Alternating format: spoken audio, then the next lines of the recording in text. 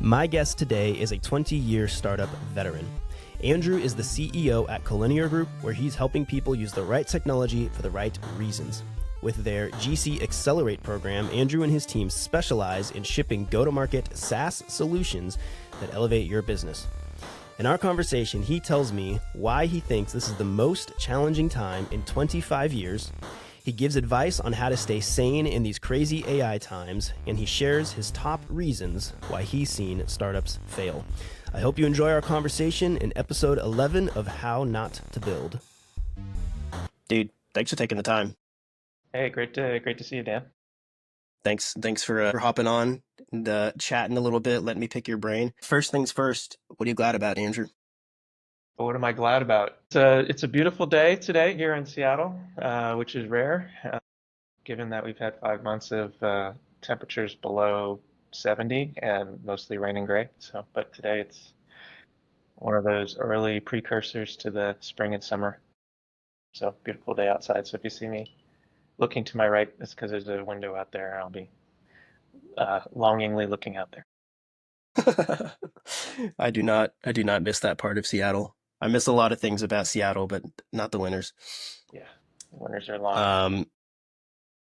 I actually just started learning "Here Comes the Sun" a couple days ago.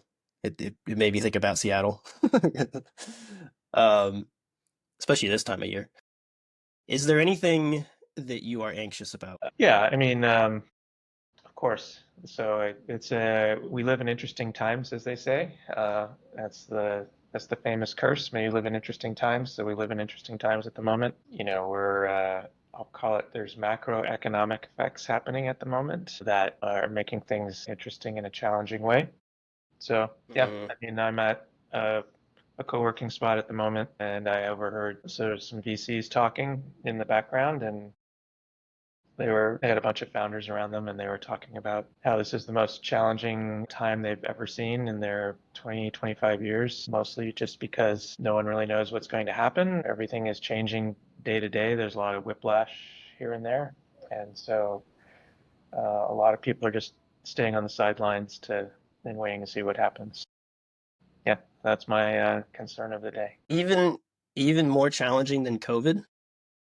They said even more challenging than COVID. At least COVID, there was, there was certainly uncertainty in the early days of COVID, but there was a kind of feeling that we were all in it together, and we'll figure it out. And it wasn't too long before, there were plans in place and things like that, working from home. I mean, there's a lot of adaptability, a lot of adoption and adaptation that happened during that time. I mean, the fact that we're doing this remote, having this podcast remote would have been kind of unusual prior to 2020. But if you don't know what's going to happen tomorrow or next week or 3 weeks from now, it's really hard to adapt and to adopt. Yeah, so I think that's the big difference between the two events. We're gonna come back to that. I'm not gonna go build Sorry, go ahead. I'm not gonna go build a factory in Oklahoma.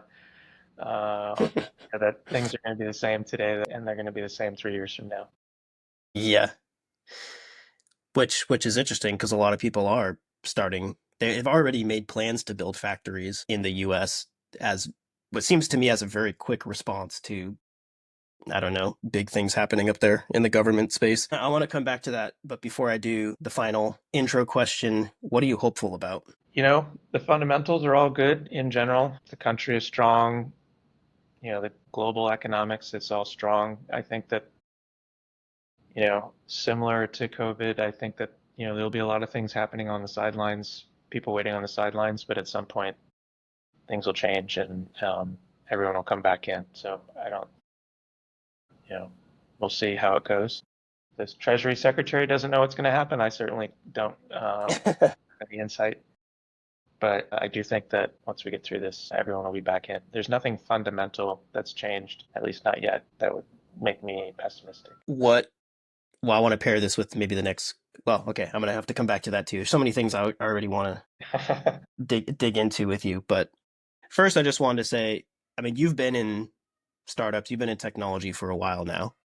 How many years are we at? 20 years. What What was your very first job? I think I had two interesting first jobs. So the first it wasn't a real job, it was an internship.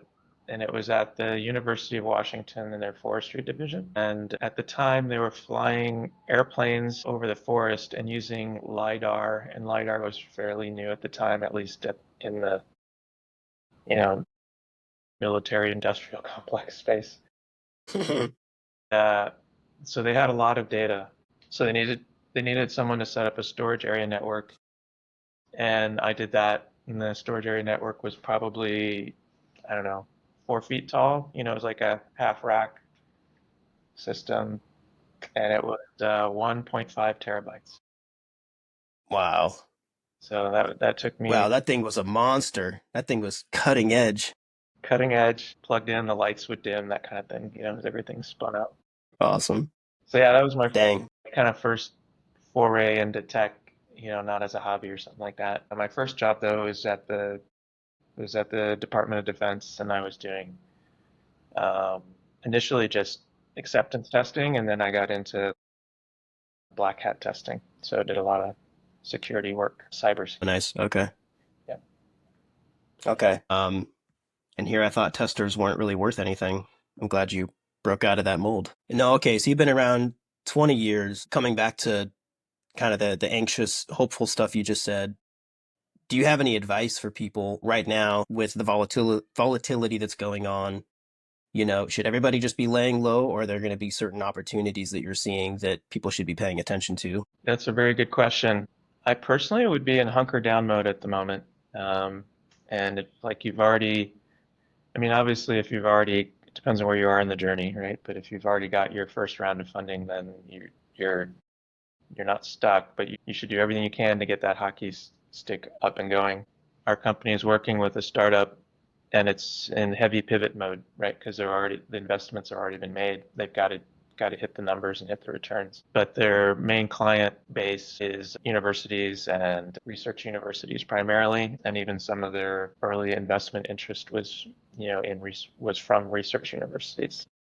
It's a good example of what they were trying to do also applies to the commercial market, and so they're heavily pivoting to that.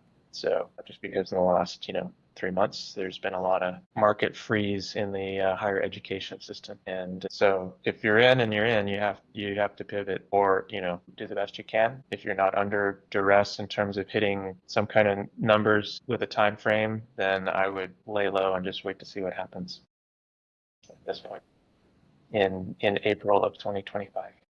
Yeah, yeah. Which by the time this podcast comes out, it's going to be like the world's, turned on its side again and everybody's going to be pivoting back the other direction. Who knows? Exactly. Um, well, that was the other thing that you kind of brought up. You said the fundamentals haven't changed. So, given your experience, given the current landscape, what maybe, it's all speculative, but what maybe would be one of those fundamentals that if it starts to change, then we have more going on than just lay low and, survive until it comes back. Yeah, so I think you know this, Dan, but I kind of geek out on the economics, so I might go somewhere too deep or too dark.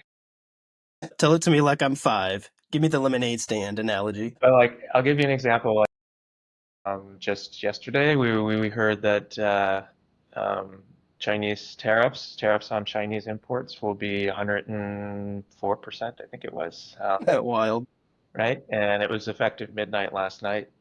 Yes, that's probably true, but there's like an exception to that. Like everything that's already in shipment, like if it's on a container and heading to the US, it's not going to hit, they didn't start that last night. So there's like even that one thing, there's a couple of weeks probably before they start collecting $1 on that tariff. And so that's kind of an analogy, I guess, to like, some of these things will take a long time before we see the effects of them. I know 2 weeks isn't a long time, but a lot can happen in 2 weeks, it seems, around here. So there's certainly that. And that's why I say the fundamentals haven't changed. Just because you might write something on a piece of paper doesn't necessarily make it true immediately. So there is Gotcha.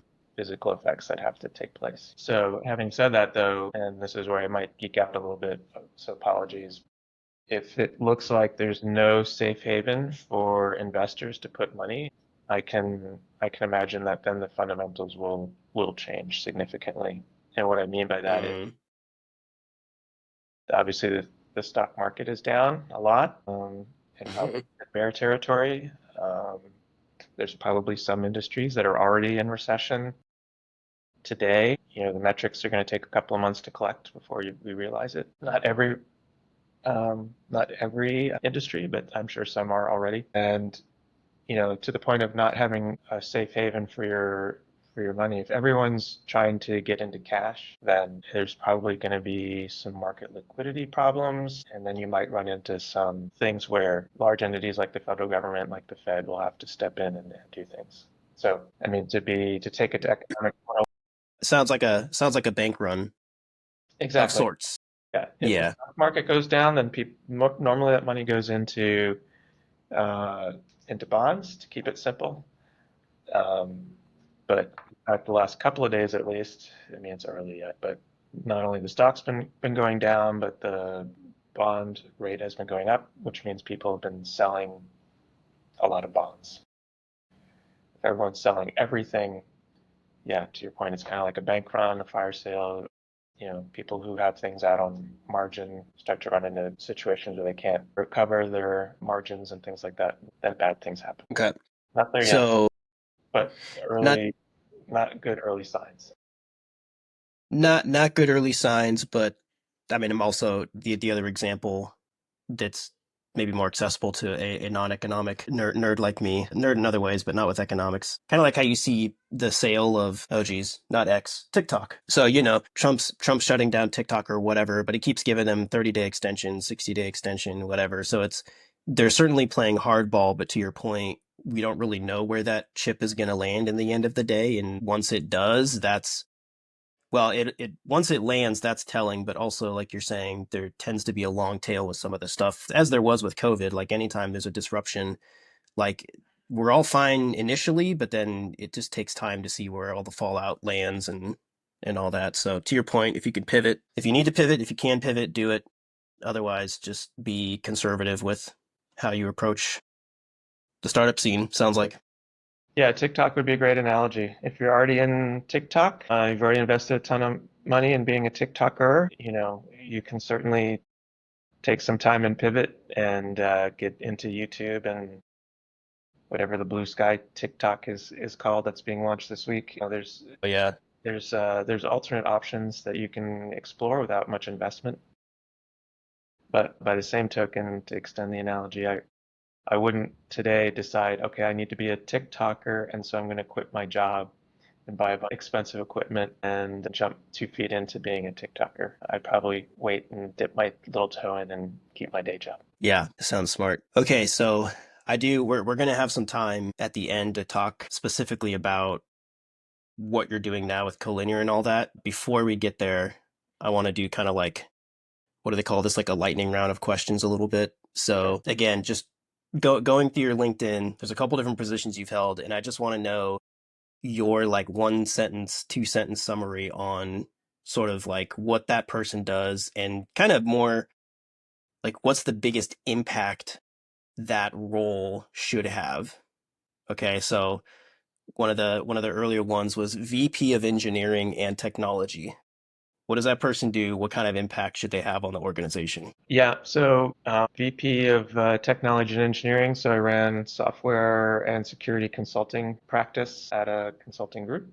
And if you were going to, I think the main criticism that people would have of me was that I was still too much hands on keyboard at the time. Mm, But I like to keep close to the action as I can. Otherwise, you kind of lose contact of what's really happening. But yeah, the role there was really to make sure that projects got started correctly, resourced correctly, and were kept on track. And then if there were technology decisions, I would want to be involved, large technology decisions about a certain project. In fact, I'll tell you, I know it's only a lightning round, but go for it. here's a mistake I made. So we were mid-project. It was one of the biggest projects we were working. Uh, One of the lead developers came up to me and he's like, "Hey, this subversion, we're really running into a lot of problems with subversion. Doing the code repository, Yeah. code management tool in the days of yore. Uh, He's like, there's this new thing called Git, and I think we should really try Git because Git will solve a lot of the problems we have with, code conflict and make us more efficient. And I was like, let's wait until we have another project and then we can try it out on that new project. And I didn't allow them to pivot midstream Mm. and to go into Git. That was the wrong decision. What was the fallout of that decision? How did you realize that was the wrong decision? I mean, the very next project we took up Git, and the team was a lot faster. The builds were much more stable. All the reasons that Subversion, if you're under a certain age in tech, you don't know what Subversion is, because it's been overcome by all the advantages that Git has. Screw the lightning round. Let's sit on this. How do you know? How do you know? Well, I'll ask one more follow up. I mean, those technology choice. I'm thinking of like the CTO or even the CEO who's trying to trust the CTO, right? The non-technical person trying to trust the technical person. There's just a barrage. I mean, the economy's changing fast right now, but tech has been changing that fast for like years, it feels like, right? What advice do you have for understanding when you should make those trade-offs, how to make those trade-offs so that you're not realizing things on the next project, but you can be pivoting on this project to continue to stay in the competitive landscape? Yeah, I think there's always, to your point, always new technologies, and a lot of them come and go, flash in the pan. There's an expression N minus one. And I think that's probably a good rule of thumb, which means like you don't want to be on the very cutting edge. In my defense with the Subversion story and keeping on Subversion instead of Git, Git was like bleeding edge new at that point. Mm.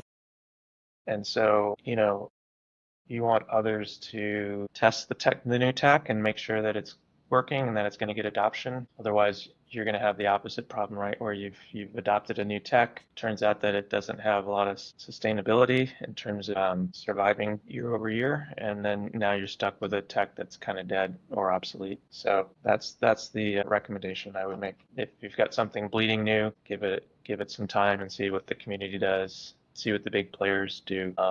Again, to use sort of a non-technical example, when Slack came on the scene, which is now universal, when it first came on the scene, there was maybe a dozen Slack competitors. But once the VCs started pouring a ton of money into Slack, and some of the huge tech companies were adopting it, then you realize, okay, it's probably going to be around and worth checking out and seeing how it can help. It seems like even if you're N minus one in our engineering speak, even if you're like the second person to the door, let's say, um, there's still tends to put you in the top like 20%, 30, 40%, maybe if I'm being sort of conservative. Like you're still ahead of 60% of the market in that case. So you're still in a winning position, I would say, most of those times. If you just give it a little bit of time, and often it only takes 3 to 6 months or something, right? Just because it's a no today.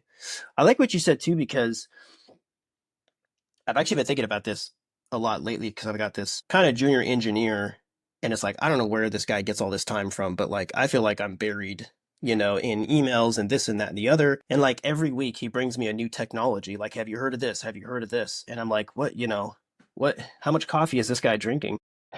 And I've been thinking though about, well, how do I leverage that? How do I take that energy and say, oh, sort of like, does it make sense? This is a question.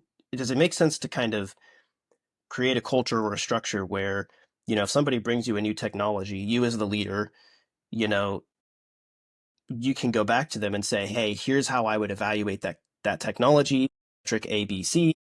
Why don't you do something for me? Keep an eye on it. Go watch it. Like report back to me, whatever, in a month, in 3 months, in 6 months, and tell me how it's going. Because if it hits metrics A, B, and C, we should really look at doing an example project. Oh, and by the way, since you have all this energy and time, why don't you go do an example project, right? And like actually, you know, take a weekend or whatever. Because do they not have lives? I don't know where they get this time from, but like, what do you think about? We were all like that once upon a time. I guess so. What do you think about that? Is that a good way to sort of stay up to date on technology without you, like you said earlier, you being the one with your hands on the keyboard all the time? Yeah, absolutely. Yeah, I mean, you can watch the trends, and there'll be trends happening. And to your point, in our world, we're probably ahead of like 60 or 70% of the people who are watching them. So you don't want to dissuade those folks from bringing in new technology. I mean, you can even have them spend a couple of days testing it out. Does the hype match the reality of it? I can't tell you how many frameworks that have come across the desk that sound great, but then once you dig into them, it becomes more difficult to learn the framework than to just do the hard coding, so to speak. Yeah. You know what I mean? Hard coding I feel meaning this. the difficult coding versus like not hard coding. Gotcha. Like Sometimes the just solving the frameworks hard are problem out of the box. yourself. Yeah, the out of the box frameworks are great until you need to do something that they don't do, or they're great until you need That's to right. debug something, or you need to go look something up online and it turns out there's no docs and there's no community for it and you have no idea and you're stuck. Yeah, we don't have to get into all that, but these days I'm pretty anti prescriptive framework now. I like the composable modules approach to libraries. Maybe library is the better word. I like things that drift in the library direction than the framework direction, but I don't want to start a war here. A philosophical war right there. That's right. Maybe episode 2 we'll do that. Just another quick note. I feel this way about AI right now because a lot of people are like, shoot, dude, every freaking week, some new AI beats some new metric, and change my mind, Andrew, but I kind of don't care. All I care about is that I know one of these tools and I know it pretty well, and I know basic prompting, but all these prompting master classes, I just don't feel like that level of splitting hairs is going to give me some extra edge over, some major advantage over everybody else. I feel like if I just know one tool well, I'm going to be all right. What do you think? I think that's absolutely right. I mean, I could probably speak for about 30 minutes just on that whole AI thing, but yeah, I mean, the important thing is to pick one, whether it's AWS is, use all of our fancy services, or Meta or Google both have pretty robust open source systems. Pick one and just dig in because the concepts are very different than traditional, object oriented or functional programming. The challenges that you run into often aren't like, how can I apply this clever heuristic? It's more like, how can I arrange my data so that the large language model will understand it correctly and give me the right answer, or usually give me the right answer. Yeah, so I think that's exactly right. And in fact, that's what we're doing. We've basically picked one and we're just going to try it. And already the team is running into all kinds of interesting things. Like, I didn't realize I could do this, but it's giving me this answer. And why is it giving me this answer? And then it's like, oh, because simple things like, oh, because the data we provided, has a row at the bottom where all the data is summed. And so I like reading every row, and then you say, hey, give me a sum of blah. It gives you the sum plus the sum that's already in there. So okay, now so let's upload the data without calculated fields. Let it do the calculated fields. So there's things like that that you just don't So, understand until speaking you're in there. speaking of fundamentals, sanitizing data, garbage in, garbage out, and also data is king. Like if you've got a startup idea and you actually are collecting the data in a way, like you're bringing your own data or you're bringing in data that wasn't available before, rather than just wrapping, being yet another wrapper around some other set of. Don't get me wrong, wrappers can be great, but I feel like with AI, the real unlock, the real power is when you're actually the primary source of that data. That's right. Yeah, I agreed. Okay. So very quick lightning round. Let's do the next. I had 3 questions. That was the first one. So then the second one, the second The one. long thundering lightning round. Yeah. Yeah. This is yeah. This is like the thunder and the lightning before the rain. Like you're just waiting for the rain, it just doesn't come. All right. So then you were a, a board of directors member at Drextra. Did I say that right? Okay. So what does a board member do? What's the main impact? Yeah, so that was I'll say a failed startup, and they do exist. And that was kind of your traditional. The founder is a genius guy who, and I'm not saying that sarcastically, like genius guy in his particular field, which was all around, was in the medical field, since it's called Drextra Health. That has good business acumen, did a lot of the right things. He did market analysis ahead of time, did primary research ahead of time, surveys of his network and peers to kind of validate the ideas all ahead of time. And so he was doing a lot of good things that didn't need necessarily board guidance, but that's normally what a board would guide with, right? It's like, hey, show me the upfront work you've done before we start actually putting money into this. So primarily in this particular case, I was the technology advisor. So the board seat was basically the technology advisor seat. CTO might be a different name for it. So I was choosing the technologies, making sure that the team that was instantiated was doing the right things and doing them as quickly as they should, and not, taking 3 months for something that should take 3 days, that kind of thing. So basically, Did you I, did you choose Subversion? we did not use Subversion. No, Okay. Oh, it was good. all Then you were CI/CD learning. at that point. I don't remember if it was GitLab or GitHub, but yeah, it was all automated. You check in your code, Yeah. and then once you tag it, it'll auto deploy to test, dev, test, or prod, depending. Yeah. So you're on the board, you're doing some of the functions of the CTO. So they didn't have a CTO, they just had the founder and a dev team, and you were just kind of helping oversee that dev team, sounds Yeah, like. yeah, Okay. exactly. Okay. Yeah, and then just to recap, so I mean the function of the whole board, like you said, is to kind of help with, it sounds like, the broader, what would you call, like, business planning, business model, all that kind of Entire stuff. business model, market fit, all the buzzwords there, but really Yeah. like a layer down from that. Like, if we're going to, I mean, it's a layer down. Like, what's the willingness to pay for this service? If Mm. this was a B2C, so it's business to consumer application, SaaS application. What's the willingness to pay from the consumer point of view? It relied on a lot of professional industry participation, and a lot of the market research was around, do we have to pay those people? Can we rely on their altruism?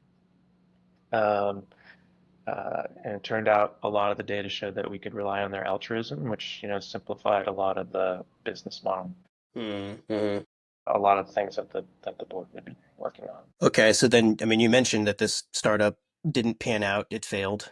This is the How Not to Build podcast. So what do we learn? What's the main takeaway? I mean, that one, it was interesting because the problem wasn't a technology problem, and so my role was really, it was a marketing problem. Mm. My role was really just making sure that the tech wasn't the reason the startup failed. Um, but it was an idea based on network effects. That's the marketing angle. The company had underestimated the amount of money that would be needed to really get that marketing engine up and running and going. Interesting. So that was more of the mistake. I mean, it was a kind of a hindsight is 2020, like, but we had initially, I thought, I don't remember the exact numbers, but let's just say, for argument's sake, we'll spend half on tech and half on marketing, and the balance, and we can get to market from the tech side in like 3 months. So let's say we'll get to launch in 6 months, once you've filled in the marketing component of it. And it was probably more like 90-10. Mm. Mm. 10% for getting the tech up and going, and then 90%, um, not only just in funds, but in time investment Mm. and also calendar time to get the network large enough that you could actually launch the product. It was, Interesting. without getting into all the details, it was basically a community-based reference system, and so you need a lot of community participation before it would provide any value. And so that was the underestimated item. Okay. And I think, to be clear, I mean, it's hindsight's always 2020. It's easy to talk about things, in the future. Uh, it's easy to, I use this quote, recently in another thing I did, but what was it, Thomas Edison? It's not that I failed a thousand times; it's that I found 1,000 ways that it doesn't work. So I think we use terms like failure. I actually don't think about them as failures, but more as learnings, and saying, okay, because I'm thinking about this now with the marketing. It's actually interesting because I've heard was talking to somebody earlier today telling them that, lots of great tech has died because they spent more time on the tech than they did on the marketing. How do you know that that's happening to you right now? How does that not be a hindsight 2020 learning? Why wasn't that company able to pivot away from some of the technology stuff and toward the marketing stuff? Was it just a series of unfortunate events, or was there something actionable we can do there? Yeah, I mean, in the generic, I'd say that there's avoidable and unavoidable, um, and in terms of failures, and in terms of marketing or market research and all of that, I would say that there's the avoidable is the upfront, right? So if you have an idea and you don't do any market research, don't do any competitive analysis, you just like, I have this great idea, and then you hire a dev team and go build it. That's an easily avoidable mistake. Most of the ideas that I've come across are killed in that phase where someone has a great idea, and to be clear, this is a phase before you spend any money. So they have the idea, they go and do some market research. Oh, it turns out there's like half a dozen companies already doing this, or um, it turns out that there's a reason no one wants this because it's too niche or whatever, right? Or there's too many hurdles before you can pitch your value proposition. Like there was a startup that we worked with, and this one did actually successfully exit, but it's just a good example of like it was a system that was on Amazon Web Services that would analyze your Amazon Web Services systems in order to find out if you're meeting certain industry standards like ISO or Sarbanes-Oxley or whatever.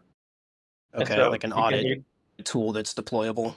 yeah, and so you can hear in me struggling even now, like, okay, so I need to be a company that's big enough to be on AWS.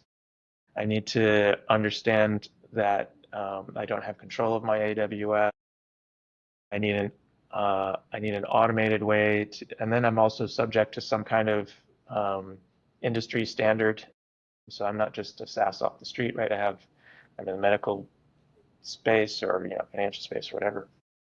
Mm. And I need an automated way to find out at any given time if I'm in compliance or not in compliance. I mean, just like and then so we've got this solution for you, right? I mean, it's just such a bunny trail of things that you have to explain before you can just even do your pitch. So things like that are to get back to the main point, are things that you can do ahead of time and ward off. And so, like I said, there's a lot of ideas that I've come across, and they've been killed in that phase.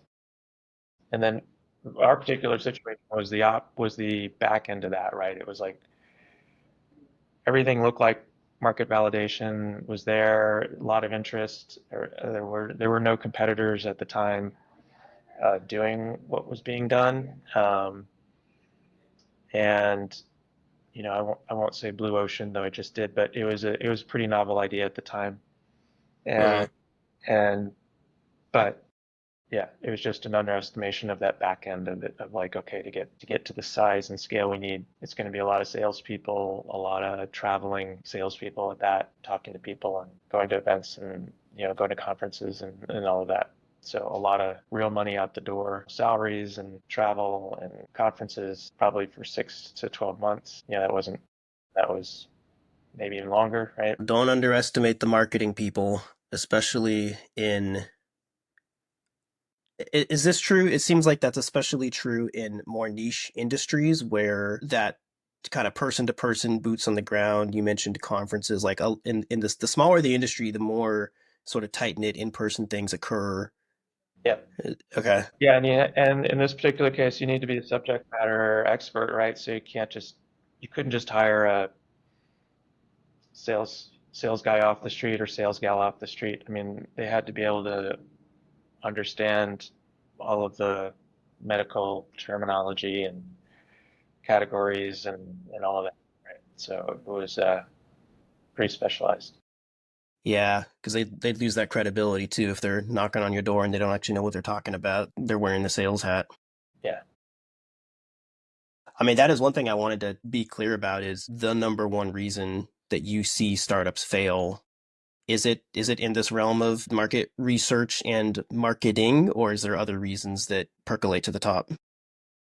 Yeah, I'd say there's probably two big reasons. One is, as we talked about, people have great ideas and either they don't want to or don't think of doing the research ahead of time. A lot of people just want to go build that app, right? Yeah. Excitement of building the app.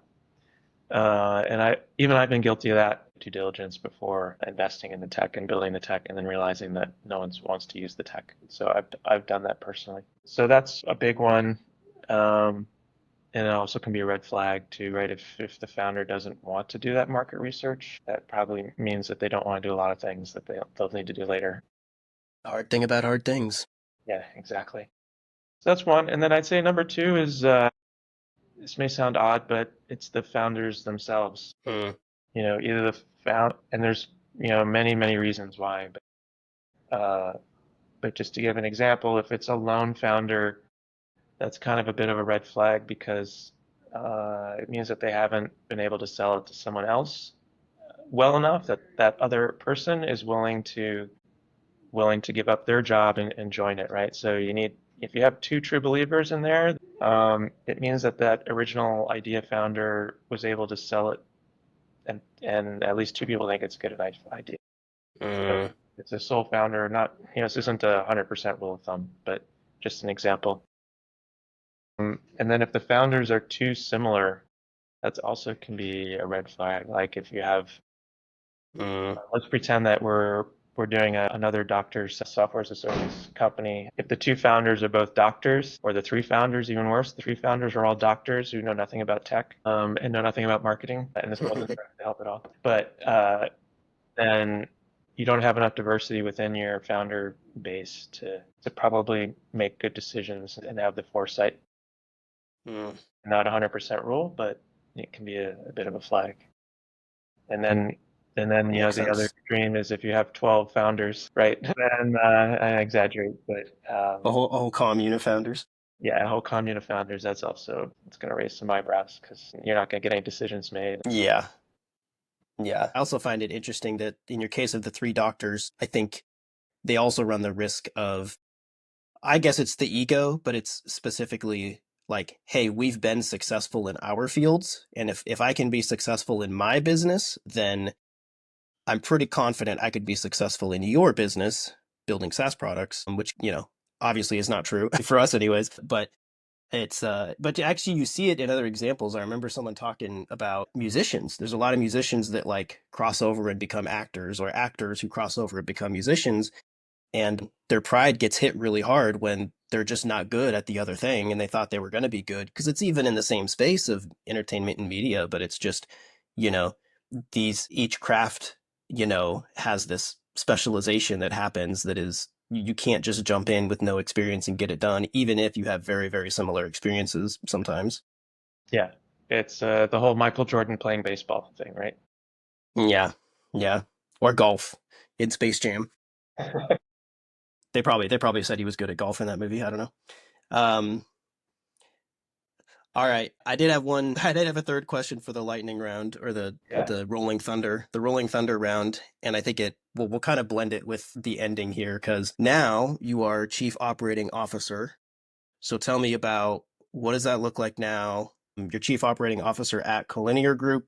What do you do for them? What's the impact? What do you guys have planned for the future? Yeah, so basically I run the operations side of the house, which means generally I'm responsible for almost everything with the exception of maybe business development and some high-level company-to-company partnership agreements and things like that. So it's similar to the old VP of engineering role, making sure that projects get instantiated correctly, that the teams are doing what they're supposed to be doing. But at the moment, for me at least, it's and this is what I struggle with. I I can't be, it's too big an organization for me to be one hand on keyboard in general, and too big of an organization for me certainly to be one hand on a keyboard on all the projects. So I very much rely on a very good team to get on those things. So we've gotten to prove the point, I guess. So the company is basically divided in half between aerospace certification system engineering work and B2B software as a service work. And of course, from this discussion, you know that my background is very much in B2B software as a service. I know nothing about certification and aerospace systems engineering. So very much rely on the team there to know when things are going wrong. But even there, I'm able to help. So it's not like I'm just passively watching. Yeah. You're not one of those managers. Try not to be. Try not to be. If you can't have hands on the keyboard, do you have an identity crisis about that sometimes? Absolutely. Yeah. Yeah. What do you do about that? I make sure that my laptop has an NVIDIA chip in it so that I can do uh, uh, artificial intelligence playing around on my own time. But I try to keep out of the day-to-day of the projects. You know, my uh, main management technique, at least on software side, is to randomly and occasionally show up at stand-ups, because at stand-ups you can really get a feel for who's doing well, who's struggling, how the project's going, the customer's there, what kind of questions the customer's asking, so you can quickly get an idea of things. And if you do that periodically / randomly, whether things are going good or not good, then when things are going not good and you show up, no one panics. So, the opposite, if that makes sense. Oh, I see. So once the expectation is established, when you show up, people don't go into hiding. They're kind of used to you being there, and they're less likely to hide the dirty laundry. Right. Yeah, I mean, if I showed up only when bad things happen, then there'd be panic. People wouldn't be as normal in their stand-ups, right? There'd be a lot of reticence. Oh, why is Andrew here? What's must be wrong? Gonna get fired or whatever, right? Whatever people say. So, uh, Yeah. They don't know that you joined that meeting just so you could have 15 minutes to play around with that NVIDIA chip. exactly, That's really what you're doing. exactly right. Okay, so then with Collinear, you guys have these kind of two different parts of the business. You've got the systems engineering side, certification stuff, the B2B SaaS side of the business. Who are you looking to connect with? Who are you, if somebody's listening right now, who would you like to talk to? What are you guys trying to do with growth in the business? Yeah, where we think we really can help people is people who have an interesting idea and don't know how to execute on it, or maybe don't necessarily have enough funding to go build an entire team and go execute on it. So, we're not a company that will go redesign your website for you, but if you've got we call it the magic beans problem. So if you've got some magic beans, some kind of IP or something clever that you want to go execute on, but you're not quite sure how to, we can certainly execute on the technical side. And similar to the example we talked about, we want to make sure you may succeed, you may not succeed, but we want to make sure that the tech isn't the reason that you don't succeed. I mean, we haven't talked very much about it, but occasionally we'll come on to a company that's already made a lot of bad tech choices and burned almost all of their money. And sometimes we're able to help, and sometimes it's too late. You know, um, where you come into a situation where they've been burning for like a year or something on. I mean, just a really, in my world, a year is a long time. It's a long time. SaaS product, and they've been burning a year, and they don't realize that a year was a long time. And then you get on the product, and it works great if there's one person or two people on it, but if there's like 5 people, it starts to fall over. Things like that. Those are really hard to climb out of, in terms of financially and technically. So I'd say that everyone on the team, not just myself, has been in the startup world and either been a founder or directly worked with a founder. And so we understand all of the challenges there versus someone who's worked at General Electric for 25 years and is used to being surrounded by a giant apparatus, and you just go pull a lever and magic happens behind the scenes. So Right. looking for those scrappy folks because we think we can. Very cool. Well put. When should we follow up? What's like a big plan that you guys have in the future, other than laying low, riding out the storm? Yeah, I mean, we are laying low at the moment. As I said at the top, there's a lot of people sitting on the sidelines at the moment. So we're really at the moment gearing up with, I know this is kind of buzzwordy, but we're gearing up with the AI side of the house. So, I mean, AI is not, it's going to be a seminal thing. It's going to be up there with Google when it first came out, what Google did for the internet. It's probably going to be as big as what Docker has done for infrastructure or infrastructure as code, and then Kubernetes not far behind. So it's definitely not going to go away. So we're boning up on that. Okay. For sure. So once you guys, oh, go ahead. I was going to say, for sure, there's a lot of hype, and for sure it's over applied. There's a bit of a land grab, particularly among the big players. Like even just the other day, I asked my digital assistant, my chatbot, I won't say the brand name, but I asked them when were the opening hours I was like, when is Costco on 4th Avenue open tomorrow? And it was a Friday, and the next day was a Saturday, of course. And it said, well, tomorrow, and then it said Sunday. And so it already had tomorrow wrong. And then it was like, and then it gave a date, and the date wasn't Sunday's date. And then the opening time was not the opening time. So that's an example of AI being misapplied. Yeah. Whereas the old digital assistant, the previous pre-AI chatbot generation would have answered that correctly 100% of the time, or 99%. Yeah. Yeah. There's a lot of hype, but Okay. it's also very real under the covers, and and the future. Properly applied almost sounds like agile, almost sounds like every other hype train that has come and gone. So that means that once you guys build your first product, like, I don't know, what do we call this, like an AI first product or something, we'll follow up and get the learnings from it. Yep, that's what we started doing. Awesome.